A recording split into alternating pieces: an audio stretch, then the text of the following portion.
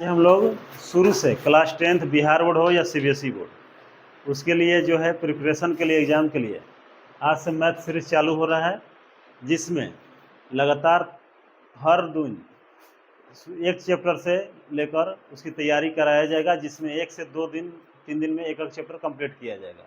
यानी आधा से ज़्यादा सिलेबस 1 महीना में ख़त्म कर दिया जाएगा। केवल इसमें एनसीईआरटी जो क्वेश्चन आते हैं उसका सॉल्यूशन, साथ में एग्जाम्पल, उसके अलावा जो परिमेय होता है उसको कराया जाएगा। यानी फुल्ली एनसीईआरटी कम समय में कराया जाएगा और पर डे लगातार, यही हम लोग का रूटीन है।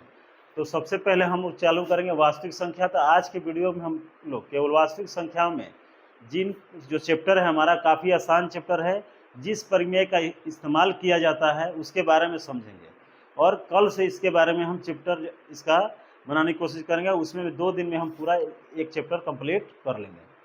इसके बाद जो छोटा मोटा चैप्टर है 1 दिन में कंप्लीट किया जाएगा। इस तरह से 1 महीना में कम से कम हम लोग 10 चैप्टर एनसीईआरटी का पूरी तरह से एग्जाम्पल विथ एक्सरसाइज एंड कह सकते हैं थ्योरम, यानी सारे चीज़ कंप्लीट किया जाएगा। तो चलिए आज स्टार्ट करते हैं। पहला दिन है, पहला क्लास है।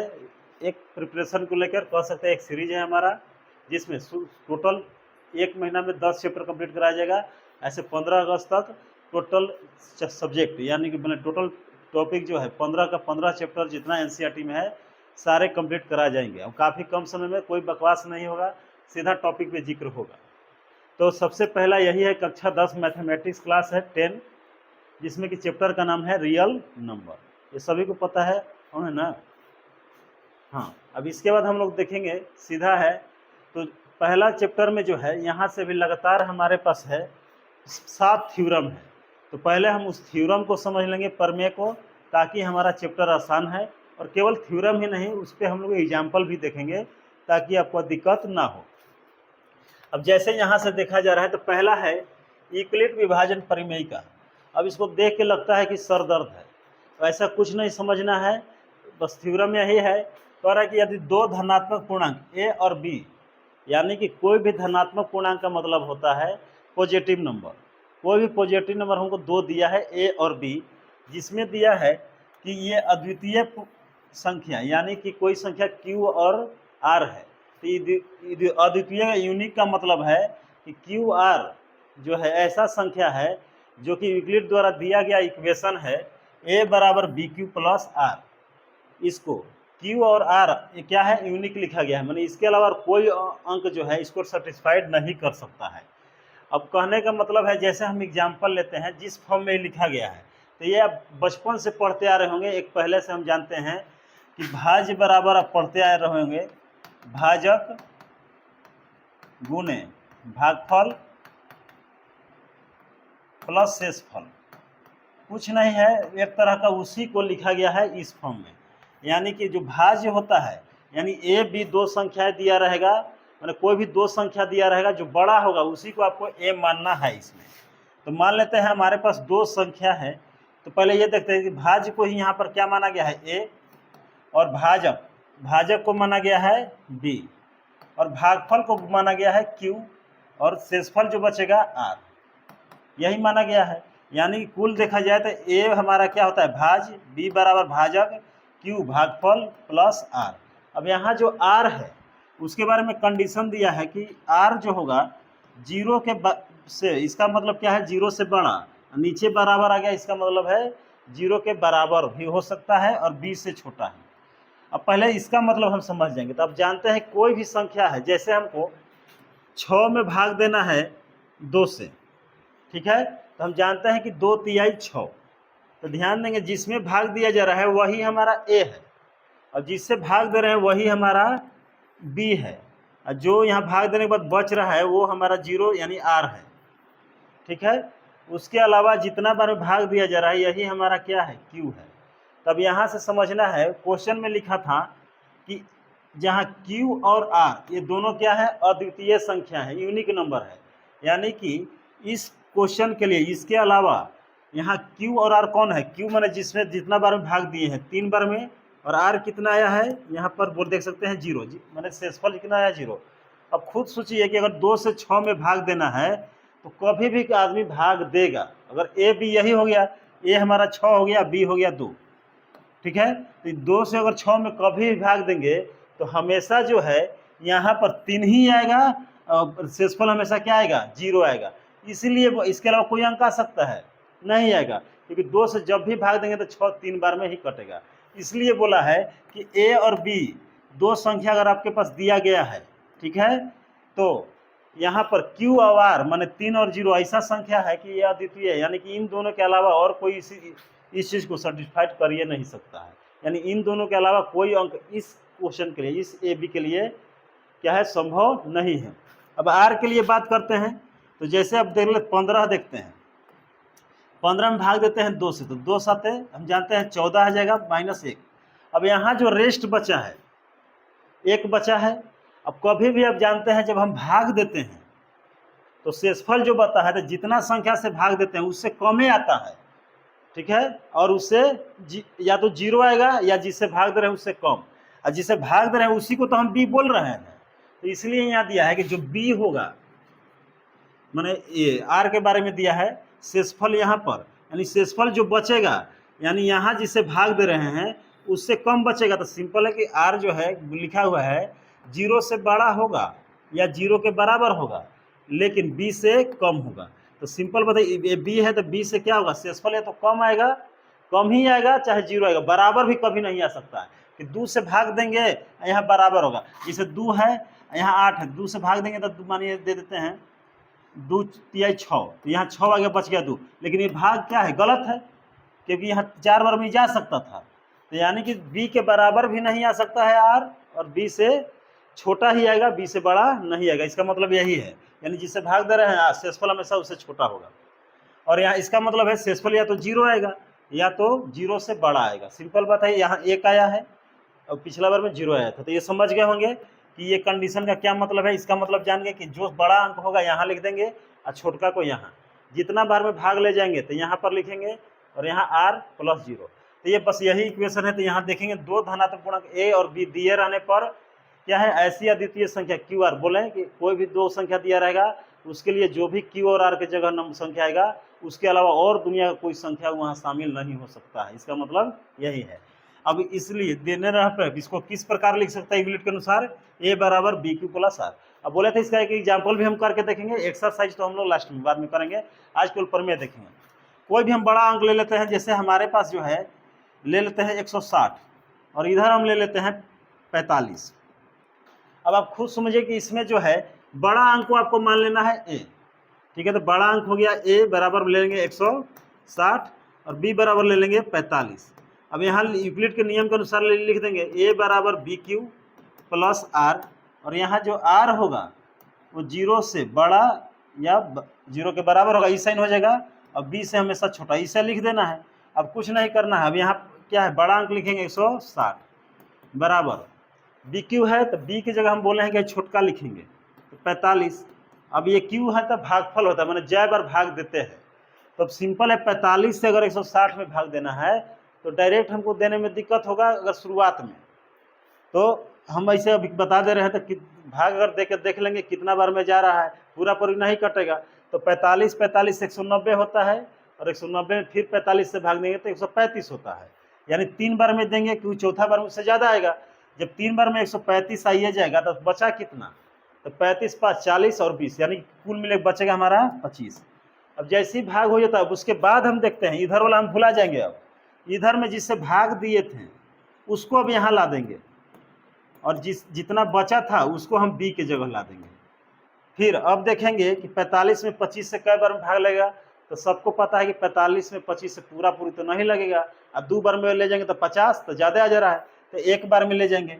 अब हमको सोचना है कि 25 से जब 45 कटा रहे हैं तो बच कितना रहा है, तो बच रहा है हमारे पास 20, ठीक है। अब फिर वही जो यहाँ पर है उसको क्या करेंगे, अब 45, अब इसको आगे ला देंगे, अब 20 हमारा कहाँ जगह, बी के जगह। यानी कि जिससे भाग दे रहे हैं अगला स्टेप में उसको ए के जगह लाना है, और जो बच रहा है उसको बी के जगह। बस यही काम करते चलना। तो यहाँ 25 अब आगे आ जाएगा, और भाग किससे जाएगा, 20 से। अब 20 से हम ले जाएंगे तो हम जानते हैं कि 20 दूनी कर ले जाएंगे, ज़्यादा आएगा तो 1 बार में जाएगा, तो 20 से कम 20, तो बचेगा कितना, 5। अब फिर क्या करेंगे, 20 हमारा क्या होगा, आगे आ जाएगा, और 5 यहाँ, तो 5 से सबको जानता है कितना आ जाएगा, 4 बार में 5, तो यहाँ शेषफल कितना बच गया, 0। शेषफल 0 हो गया तो वहीं हमारा काम खत्म। और इस प्रकार एचसीएफ निकाला जाता है। तो जिस नंबर से भाग देने पर टोटल वैल्यू 0 आया है, 5 से आया है, यही हमारा होगा एचसीएफ बराबर 5। तो इसी तरह का नियम से ये बनाया जाता है। तो अभी थ्योरम हम बता रहे हैं केवल, इसका और भी तरीका, इजी तरीका हम बताएंगे कल से जब चैप्टर पूरा बनेगा तब। ये पहला थ्योरम आपको समझ में आ गया होगा। दूसरा थ्योरम है, कह रहे प्रत्येक भाज्य संख्या, यानी कि कोई प्रत्येक जो भाज्य संख्या है, कह रहा है कि वो अभाज्य संख्या को एक गुणनफल के रूप में व्यक्त किया जा सकता है। यानी कि एवरी कंपोजिट नंबर वही होता है जिसमें सेल्फ एंड कह सकते हैं 1 के अलावा और भी नंबर क्या हो सकता है, उसको डिवाइड कर सकता है। माने एक और स्वयं के अलावा भी कोई नंबर काट सकता है। जैसे 15 है तो एक और 15 के छोड़ा के तीनों काट सकता है, 5 तो वो क्या है, कंपोजिट नंबर है, यानी भाज्य संख्या है। 20 को हम जानते हैं एक और 20 को छोड़ा के काट सकता है, तो क्या है, कंपोजिट नंबर है, और यानी कि भाज्य संख्या है। वही हमारे पास क्या है, 3 और 5, 3 5 को क्या होगा, केवल एक और वो स्वयं 3 या 5 काट सकता है, इसलिए वो क्या है, प्राइम नंबर है, यानी अभाज्य संख्या है।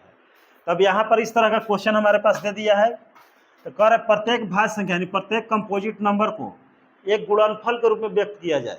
ठीक है, तो कह रहा है तो किया जा सकता है, और ये जो भी गुणनखंड में अभाज्य संख्या आएंगे, ठीक है, कह रहा है कि जो भी उसका गुणनखंड किया जाएगा तो जो भी अभाज्य संख्या आएगा वो अद्वितीय होगा। ठीक है, तो उसका कर है कि बिना अद्वितीय होता है। तो यानी नॉर्मल आप समझने की कोशिश करना है। इसका कहने का मतलब, मानिए आपके पास 20 है, 20 का अभाज्य गुणनखंड निकालेंगे तो क्या से कटेगा, 2 से 10, 2 से 5, 5 से 1, यानी ये आपका अभाज्य गुणनखंड है, यानी प्राइम फैक्टराइजेशन है। तो इसको लिखेंगे। अब इसी को हमको प्रोडक्ट के रूप में यानी गुणनफल के रूप में बोला है लिखने के लिए, प्रोडक्ट ऑफ प्राइम नंबर। तो प्राइम नंबर यही है, प्रोडक्ट में मल्टीप्लाई, तो 2 इंटू 2 इंटू 5, 20 को ऐसे लिख सकते हैं। अब कह रहा है कि जो प्राइम नंबर आया है वो अपने आप में यूनिक है। यूनिक का मतलब है कि 2 को और किसी नंबर से रिप्लेस नहीं कर सकते हैं। यानी कि जब भी 20 का प्राइम फैक्टर निकालेंगे तो हमको 2 2 5 आएगा। हाँ, यहाँ पर एक नंबर चीज लिखा है, आने वाले क्रम के बिना। तो क्रम माने क्या है, यानी अपार्ट फ्रॉम ऑर्डर। तो यानी कि इसको हम आगे पीछे लिख सकते हैं, केवल आगे पीछे लिख सकते हैं, इसको किसी और नंबर से चेंज नहीं किया जा सकता। यानी कि जो कोई भी नंबर का प्राइम फैक्टर लिखा जाए प्रोडक्ट ग्रुप में, तो वो जो भी नंबर होता है वो अपने आप में अद्वितीय होता है, उसके अलावा कोई नहीं। अब कोई कहेगा कि ना हम 2 पसंद नहीं है 3 लिख देंगे, तो गलती हो जाएगा। 3 भी प्राइम नंबर है, लेकिन 20 के लिए वो सुटेबल नहीं है। इसके लिए 2 और 5 के अलावा कोई नंबर यहाँ आ नहीं सकता है। इसलिए 20 के लिए क्या है, ये जो दोनों नंबर है वो अद्वितीय है, यानी यूनिक है, इसके अलावा कोई सर्टिफाइड नहीं करता है। दूसरा एग्जाम्पल ले लीजिए आप, 35 का अभाज्य गुणनफल निकालेंगे तो 5 गुने 7, दोनों प्राइम नंबर है। अब कोई कहेगा 35 का जो प्रोडक्ट के रूप में लिखा है इसकी जगह दूसरा अंक लिख के दिखा दीजिए, तो वो संभव नहीं है। यानी इस प्रमेय का मतलब यही है, जब भी आएगा कि क्वेश्चन में पहले कि फंडामेंटल थ्योरम यानी आधारभूत प्रमेय का प्रयोग कीजिए, तो सिंपल है, अभाज्य गुणनफल का प्रयोग से ही हम एलसीएम एचसीएफ निकालेंगे। और कैसे निकालेंगे हम लोग आगे देखेंगे। ठीक है, मैंने अगले ये जब चैप्टर स्टार्ट करेंगे तो प्रमेय का मतलब हम समझा रहे हैं, इसका मतलब यही है। तो कोई भी संख्या हो गया, मान लीजिए 60 ले लेते हैं, इसका निकालेंगे तो 2 3 गुने 5 होगा। ठीक है, अब यहाँ पर देख सकते हैं 2 भी प्राइम नंबर, 2 भी प्राइम नंबर, 3 भी प्राइम नंबर, 5 भी। यानी कि अब 60 का जब भी प्रोडक्ट के रूप में प्राइम फैक्टर लिखा जाएगा तो ये भले इसका सीरियल नंबर आगे पीछे हो सकता है, वही बोला किसी भी क्रम में लिखे बिना, तो क्रम आगे पीछे हो सकता है, लेकिन इन संख्या के अलावा, इस प्राइम नंबर के अलावा कोई और भी प्राइम नंबर यहाँ पर शामिल नहीं होगा। यह सिंपल सा इस थ्योरम का मतलब यही है। अब इसके बाद हम अगले थ्योरम की ओर चलते हैं। तो हमारे पास दिया गया है थ्योरम नंबर 1। ठीक है, अभी इसको समझना बहुत जरूरी है। अगर सबसे ज़्यादा देखा जाए तो ये समझना जरूरी है। इसे प्रूफ करने के लिए आता नहीं है, मगर समझा रहे हैं। प्रूफ करने के लिए ये वाला आता है, तो ये वाला हम लोग कल ही देखेंगे, क्योंकि आज लंबा वीडियो हो जाएगा। तो आज केवल हम थ्योरम समझा रहे हैं, कल थ्योरम की बात नहीं होगा, कल केवल क्वेश्चन सॉल्व होगा। तब यहाँ पर है, कह रहा है कि मान लीजिए आपके पास p अभाज्य संख्या है। तो मान लेते हैं p हमारे पास क्या है, अभाज्य है, मानने को बोला है, मान लेते हैं।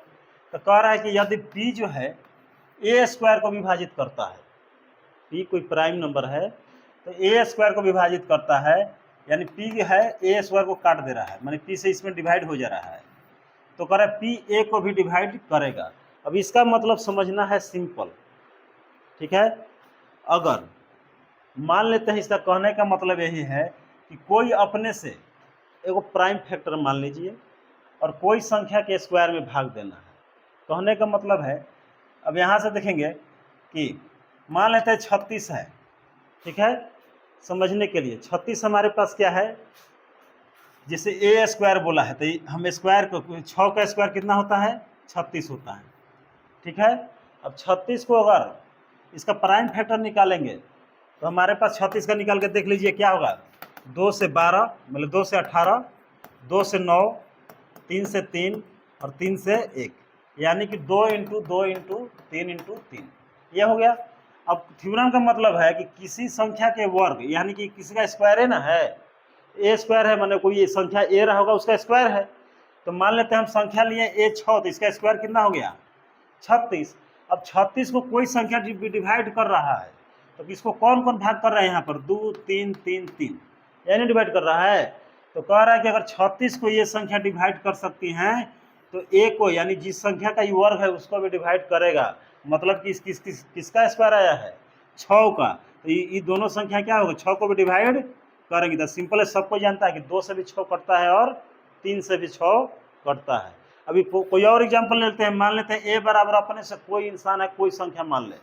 तो मान लीजिए ए की जगह हम ले लेते हैं, यहाँ पर कोई कहता है कि हम ले लेंगे 22 ले लेते हैं, ठीक है। तो ए स्क्वायर निकाल दीजिए, तो ए का स्क्वायर था 484। अब 484 का प्राइम फैक्टर निकाल देते हैं। तो 484 का क्या करेंगे प्राइम फैक्टर, क्योंकि पी को क्या है एक प्राइम फैक्टर रूप में दिखाना है इसलिए हम बोल रहे हैं। तो 2 से 2 दूनी 4, 2 चौके 8, 2 दूनी 4, फिर 2 एकम 2, 2 दूनी 4, 2 एकम, फिर 11 से 11 बार में, फिर 11 से 1। तो यानी कितना इसका प्राइम फैक्टर रहेगा 2 2 11 11। अब कह रहेंगे तो यानी इसका प्राइम फैक्टर जो आएगा पी बराबर हम लिख सकते हैं, पी क्या है इसे लिखते हैं 2 2 11 11 आया है। यानी कि ये जो नंबर है अगर 2 से 4 से 11 से डिवाइड हो रहा है, ठीक है, तो प्राइम फैक्टर इसका तो डिवाइड हो भी करेगा। अगर 2 11 से डिवाइड अगर हो रहा है तो इसका किसका स्क्वायर है 22 का, तो 22 भी क्या होगा 2 11 से डिवाइड होगा, तो 2 से 22 होता है, 11 से भी 22 होता है। तो इसका मतलब यही कहने का मतलब है कि कोई भी संख्या का स्क्वायर है अगर वो किसी नंबर से, किसी प्राइम फैक्टर्स नंबर से अगर डिवाइड हो रहा है, तो जैसे ये 2 11 से डिवाइड हो रहा है तो इसका जो स्क्वायर रूट होगा यानी जो मूल नंबर होगा वो भी 2 और 3 से भाग होगा, यानी 2 11 से भाग होगा। इसका कहने का मतलब है अभी जब क्वेश्चन सॉल्व करेंगे तो यही थ्योरम का हम इस्तेमाल करेंगे। तो जरूरी है इसका मतलब सब कुछ समझ में आ गया होगा बेसिक तरीके से। अगला जो थ्योरम है हमारा 1.3 है, तो यहाँ पर 1.5। अब ये भी बहुत ज़्यादा जरूरी है, 1 2 नंबर का क्वेश्चन पूछा जाता है, ठीक है। अब यहाँ जैसे कह रहा है कि मान लीजिए कि x एक परिमेय संख्या है, x एक क्या है परिमेय संख्या है। तो परिमेय संख्या हम जानते हैं कोई भी नंबर हो सकता है जो रूट स्क्वायर में नहीं है, तो जिसका दशमलव प्रसार क्या है शांत है। अगर कोई भी है तो जैसे दशमलव प्रसार शांत का मतलब क्या होता है 2.55, यानी अभी आगे नहीं बढ़ रहा है, इसके ऊपर ना बार है ना इसके आगे डॉट डॉट लगा है, यानी पूरा पूरा कट जा रहा है, कोई नंबर दशमलव के बाद कट रहा है, तो इसको बोलते हैं क्या है टर्मिनेटेड, यानी कि यहाँ लिखा हुआ है टर्मिनेट, इंग्लिश में बोलेंगे तो इस तरह का टर्मिनेटिंग डेसिमल में अगर नंबर है कोई और ये परिमेय संख्या है तो उसका जो हर है, यानी कि यहाँ लिखा होगा P/Q क्रम में व्यक्त किया जा सकता है, तो P Q का सभाज्य है, तो Q का अभाज्य गुणनखंड, तो कुछ नहीं इतना समझना है, बस ये समझना Q का जो अभाज्य गुणनखंड होगा। अब देखेंगे अब इसको P/Q के रूप में लिखते हैं तो 2/55, अब बटा में क्या होगा 100 आएगा, यही कह रहा है। तो जो 2 का अभाज्य गुणनखंड होगा नीचे वाला Q मतलब क्या होता है डिनोमिनेटर यानी कि हर, तो वही कह रहा है कि हर का जो अभाज्य गुणनखंड होगा 2n⁵ के रूप का होगा।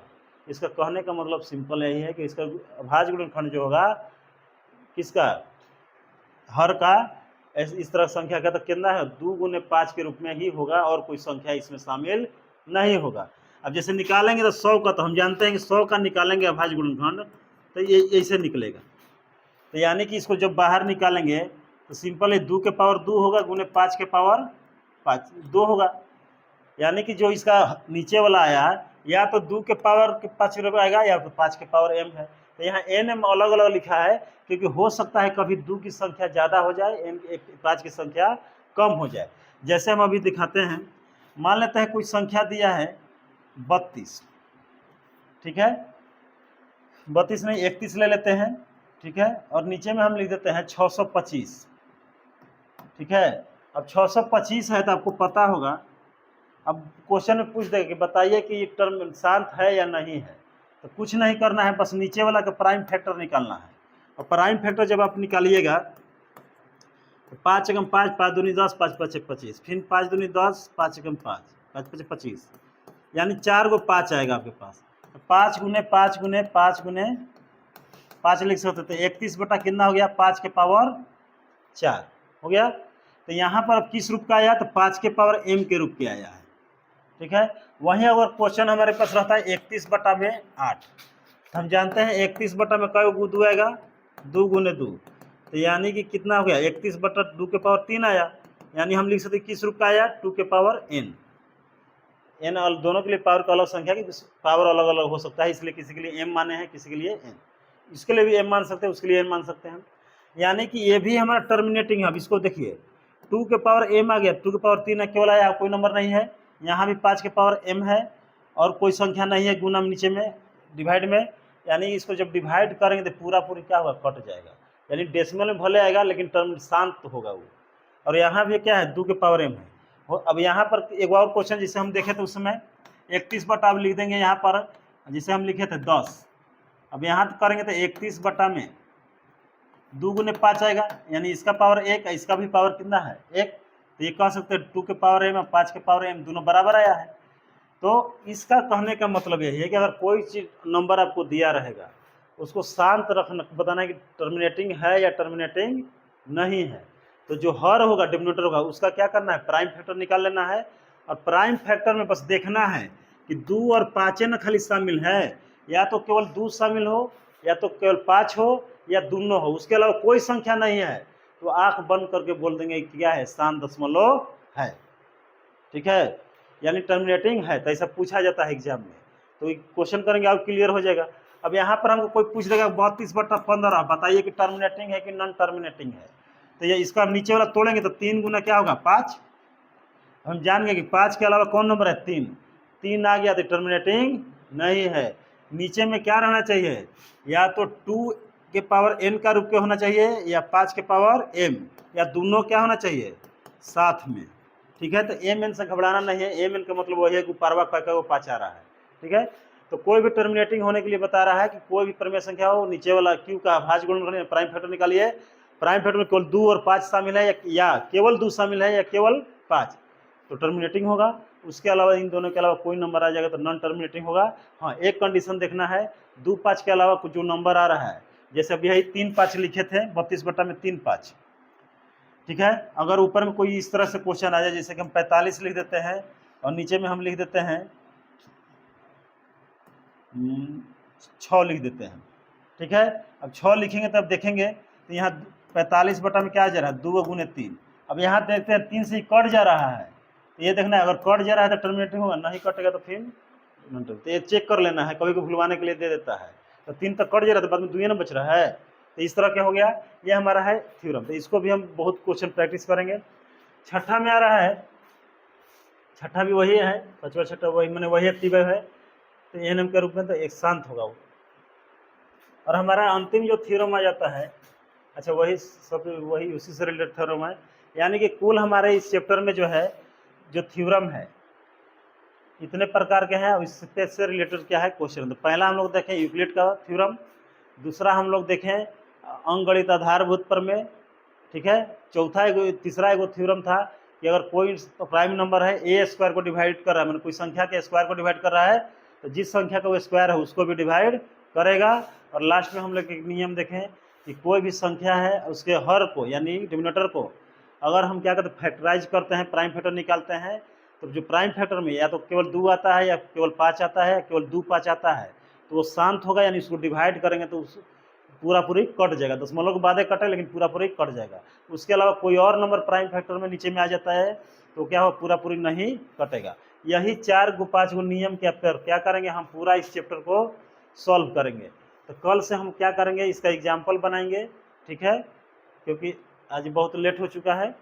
तो कल से इसका शुरू से हम लोग पहला चैप्टर मैंने 1.1 और 1.2 पूरी तरह ख़त्म कर देंगे, और अगले दिन 1.3 और 1.4 ख़त्म कर देंगे। काफ़ी कम समय में, आधा 45 मिनट के आसपास वीडियो रहेगा। 1.5 घंटा में पूरा चैप्टर का सोल्यूशन आ जाएगा। ठीक है, तो इसके बाद हम लोग कल अगला वीडियो डालेंगे। अभी आज के लिए सब कुछ थ्योरम जो है उसको ध्यान से देख लेंगे।